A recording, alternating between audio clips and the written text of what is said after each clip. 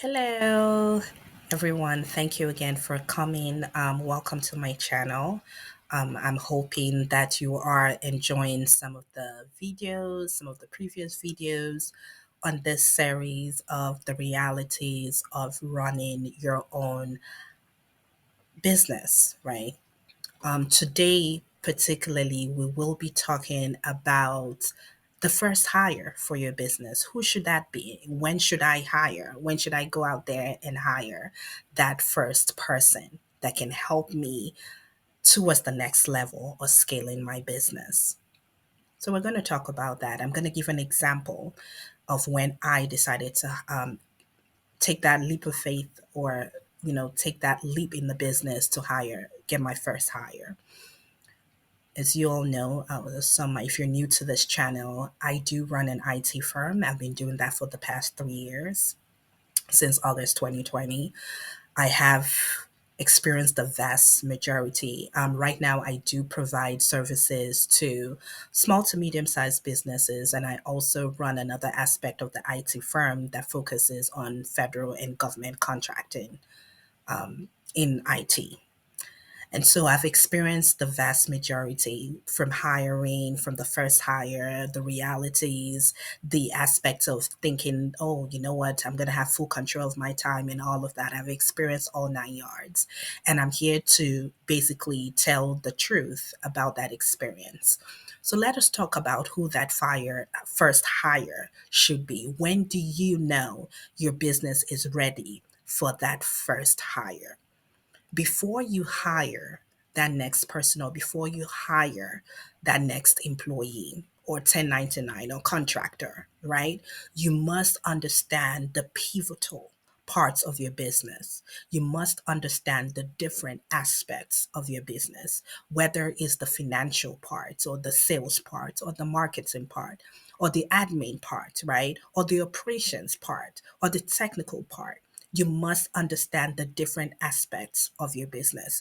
I did not include the CEO aspect because probably for a long time you might be the CEO of your company, right?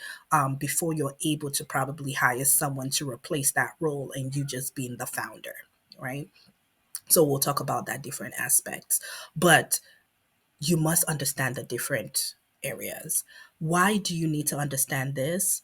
Because in order to hire someone that can basically replace a part of you in your business, you must be able to understand all aspects so that you can train them.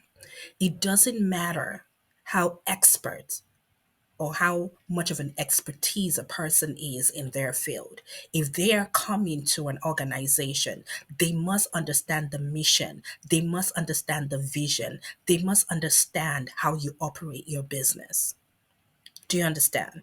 So if you have no clue about that, you are not going to be able to hire someone to replace you to do an excellent job or somebody that can do some much better than you are.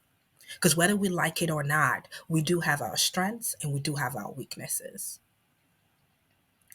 So, this is the whole goal. So, understanding the various aspects of your businesses is highly important. Secondly, prioritizing what role you want to hire first. For example, I personally hired a senior technician first in my IT business. Why did I do that? Because in order to scale, I wouldn't be able to do the technical part, which is primarily the business that I run, and also try to get people into the business, right? One thing we provide services for is 24 by 7 services, IT support, for example, right? 24 by 7 SOC, 24 by 7, what did they even call it? Cybersecurity training, not 24 by 7 cybersecurity training, but annual cybersecurity training, for example, right? 24 by 7 network monitoring.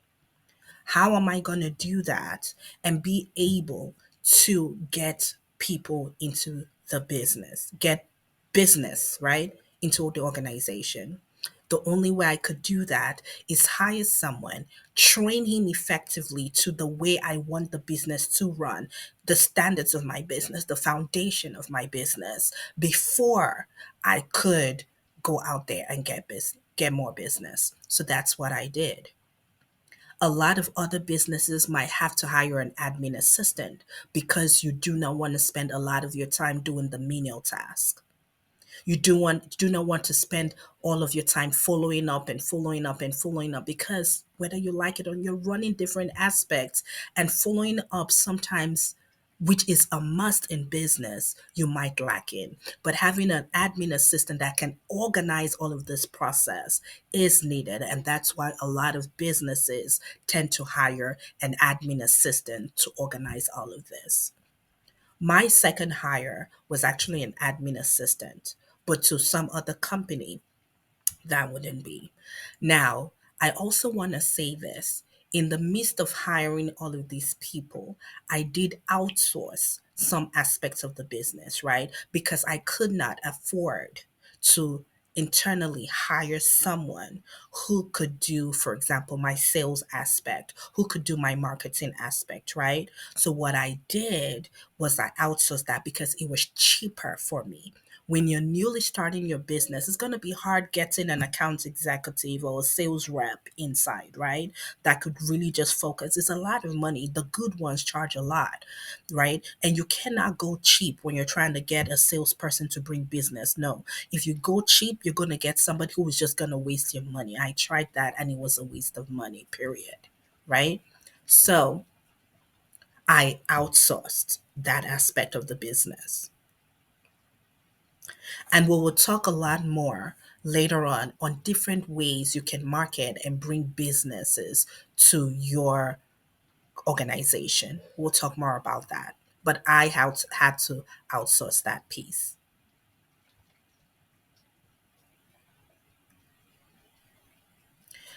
In another video, we'll also talk about, things like your admin, and maybe we can talk about just a summary here, right?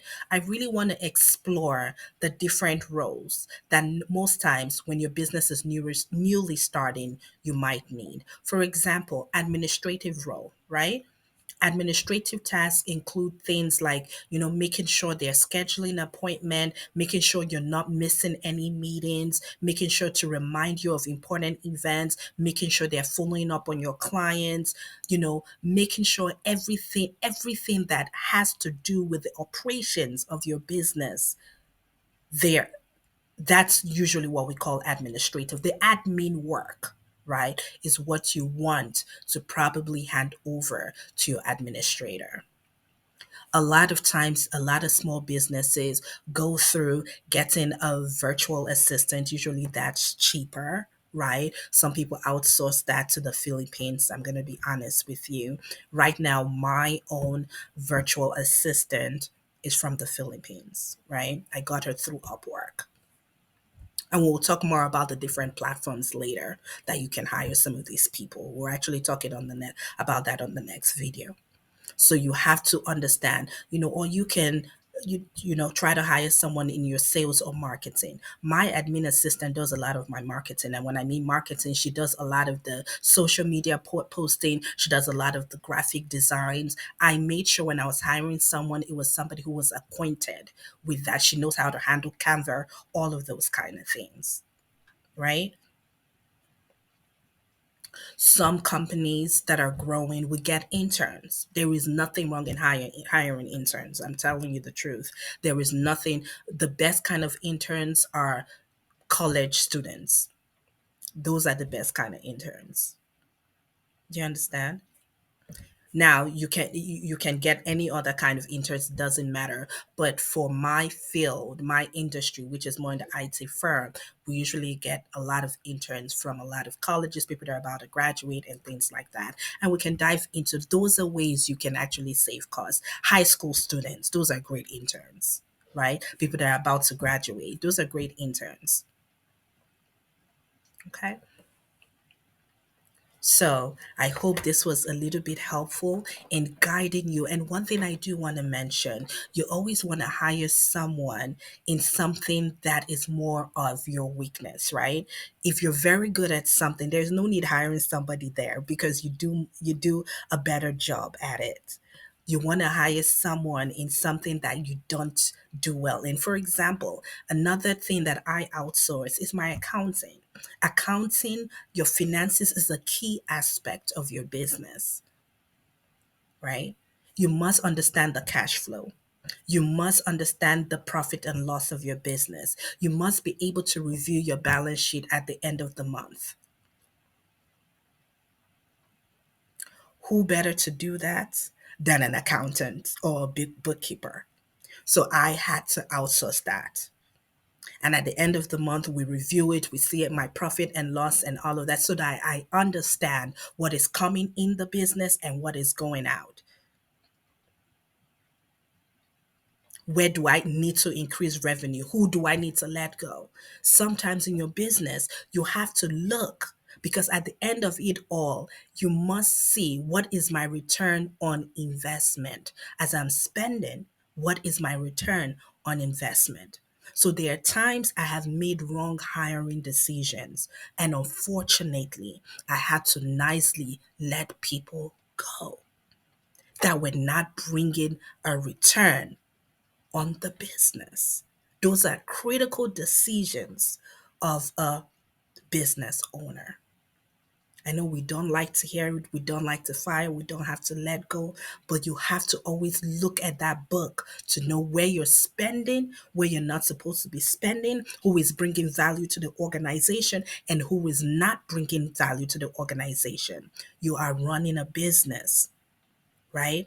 If you're running a nonprofit organization, then you can put money, you can grow your profitable business and then put money into your nonprofit. But when you're running a business, you need to make sure it's profitable. That's the only way it can scale. So you always have to review the books. Just had to add that there. That was a little addition. Okay, thank you again, and I hope you enjoyed this video, and see you at the next video. Thank you.